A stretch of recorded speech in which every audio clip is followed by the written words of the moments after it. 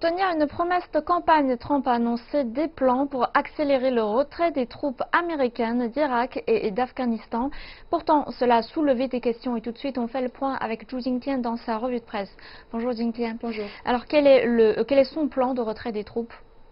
Durant la dernière période du mandat de Trump, les États-Unis vont accélérer du retrait d'Irak et d'Afghanistan, ramenant des milliers de soldats américains au pays. Mais les hauts officiers militaires américains estiment que le retrait devrait être beaucoup plus lent et méthodique.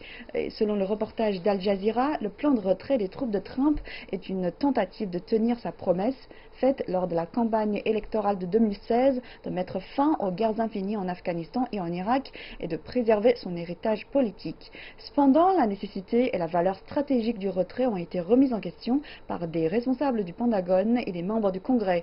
Les critiques ont fait valoir qu'un retrait saperait la sécurité déjà fragile de l'Afghanistan et compromettrait les négociations en cours entre le gouvernement afghan et les militants talibans.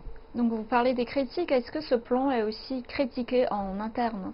Oui, alors que le secrétaire américain par intérim à la défense, Christopher Miller, a déclaré que les États-Unis avaient atteint leur objectif de faire vaincre les extrémistes et d'aider les gouvernements afghans et irakiens à jouer un rôle de premier plan et que le retrait était la bonne décision, certains hauts républicains ont exprimé leur inquiétude à l'égard de ce plan. Le député républicain du Texas, Mac Thornberry, a carrément déclaré que le retrait était la mauvaise décision. Ben Sather, membre de SIC, à savoir US Senate Intelligence Committee, a décrit ce mouvement comme un repli faible qui ferait du monde un endroit plus dangereux. Le secrétaire général de l'OTAN, M. Stoltenberg, a également averti qu'un retrait prématuré et non coordonné pourrait être coûteux et pourrait faire de l'Afghanistan un bastion pour les organisations terroristes internationales. Et donc quelles seront les conséquences éventuelles? Bon, les alliés de l'OTAN ont exprimé leur inquiétude après l'annonce des États-Unis sur le retrait. La France a déclaré que c'était une mauvaise décision, tandis que l'Allemagne a critiqué les États-Unis pour ne pas avoir consulté des alliés de l'OTAN avant de prendre la décision.